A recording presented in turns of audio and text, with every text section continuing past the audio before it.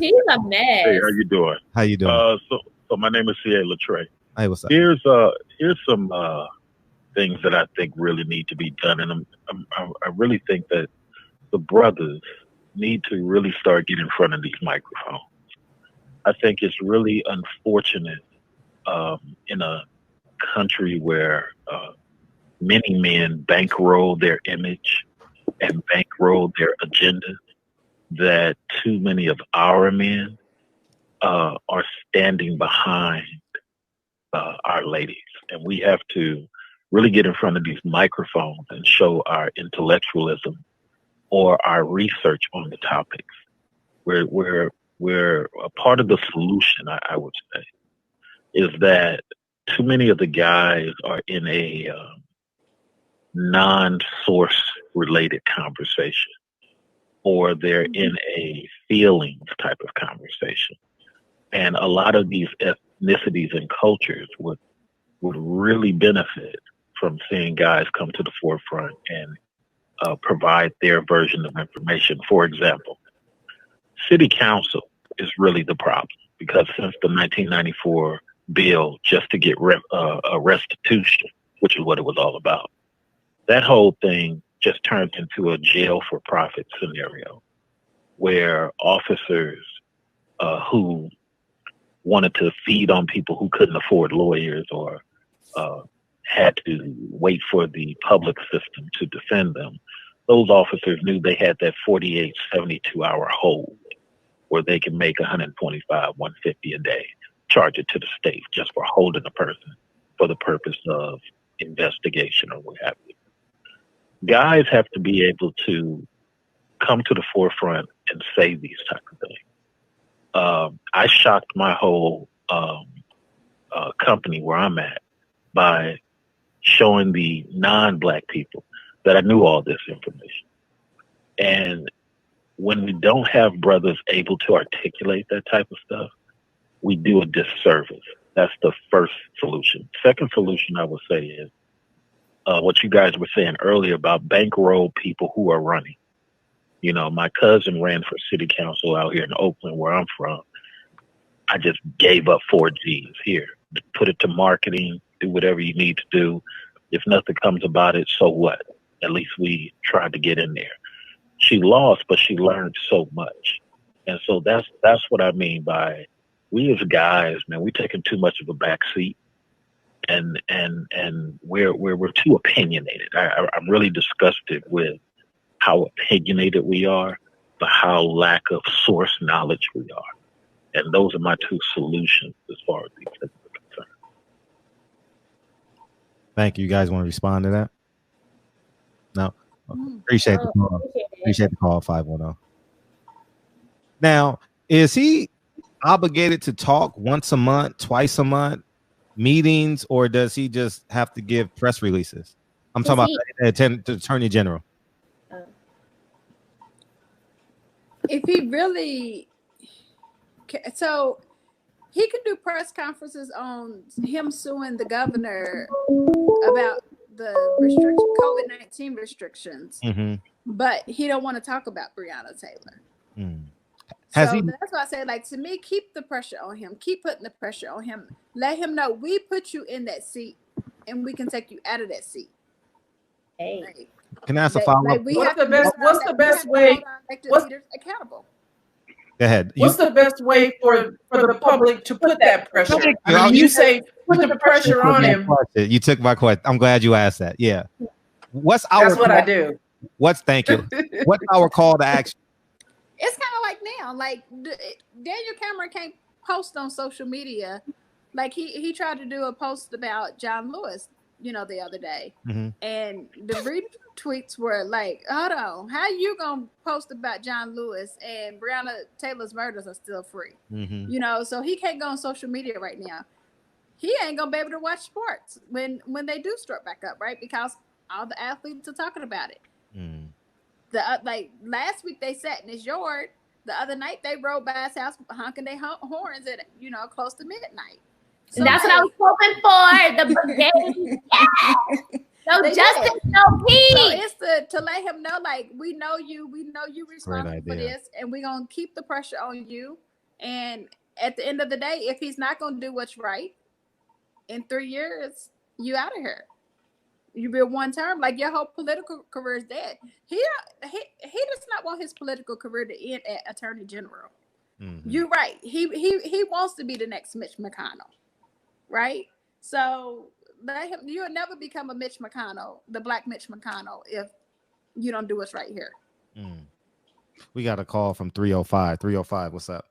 Okay, Miami. Too blessed to be stressed and highly favored. How everybody doing? Hello. Miss Dorothy, how are you doing? I'm doing well, sir. How are you? Yeah, blessed. And to Breonna's lawyer, I want to make sure I send my condolences to the Taylor family. Thank you. Let them know that we are praying, or at least I am praying for the family at the end of the day, for the state of mind, because without your mind, all is lost. So I'm praying that nothing else, God keep their mind in check, and so that they can go on and handle this in a proper manner. And I thank God for you all who are fighting for them. And I just wanted to ask you a question to the attorney, the Taylor's attorney.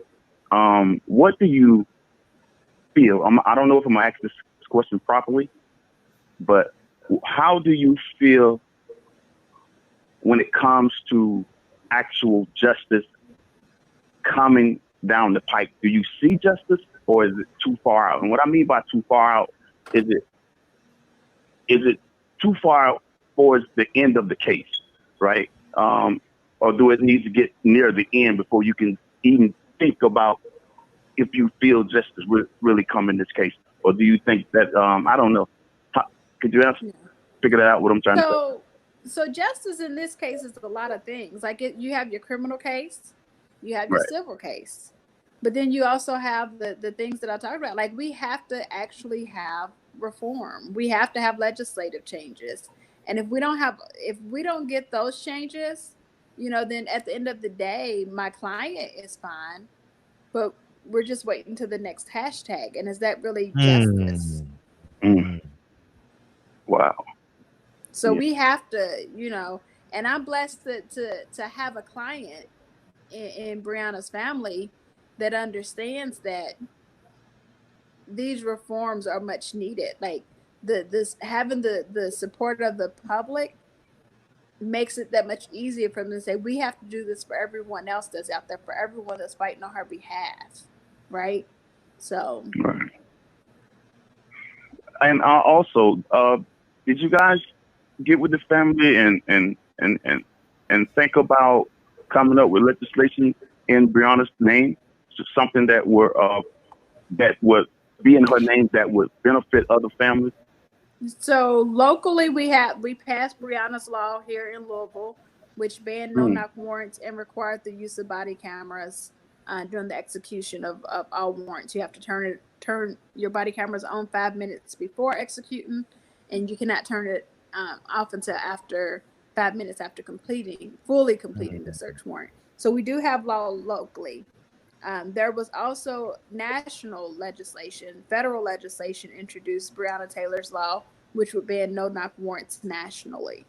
That's been introduced, but they're not meeting right now. So, and who knows? I think that as the general public, we really have to focus more on local and state law changes. Like we rely so much on Washington D.C. to make legal changes when we can make them at home and they're implemented, and it's easier to get those laws changed and passed on a local and state level. So we need to really focus on those and work our way up. Like, yes, it would be great if Washington D.C. would do what they need to do, but how long have they shown us that they're not willing to do what they need to do? Right. And in here, I want to speak on Florida, because I've been in Florida all my life, and I've been around a lot of places in Florida, and it seems to be universal in Florida. This is a very, very, very racist state. And to me, if the young people would come out and vote, because there's so many young people who do not believe in the process. And they do not know that they are really being impacted negatively by not voting. If they was to get out and vote, these racist judges that they have to go before can be removed. Because I see a lot of, I'm getting pamphlets at my door. The mail lady, she brings these pamphlets. I'm getting all these pamphlets with these. It's only one judge, right? I don't see no opposition of the judge that's in the seat, right? I'm like, well, damn. I mean, I don't see nobody black running to remove this racist judge. And that's all. Most places I go is nearly the same. You don't see no opposition pamphlets coming out. You see it's like one-sided. I don't know if I'm missing it. Maybe it is, but not what comes to my house. You know what I'm saying? And that's sad. And because I remember I heard you say something like that earlier, and that's true here. And Florida is very, very, very racist. I went before a judge about 2 years ago, and he jokingly, but it's recorded. So it's the little lady that do the thing as the judge, whatever goes on in the court, she types it all up. So it's recorded.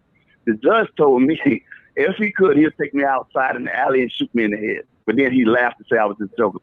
And what judge that was? Ma'am? What judge that was? Yeah, Natasha's in Florida, so I was gonna let her take that. Yeah, well, you probably know him, it's Judge Sloan. Anyway, and when he told me that, I said, Your Honor, it would not be a one-way shooting.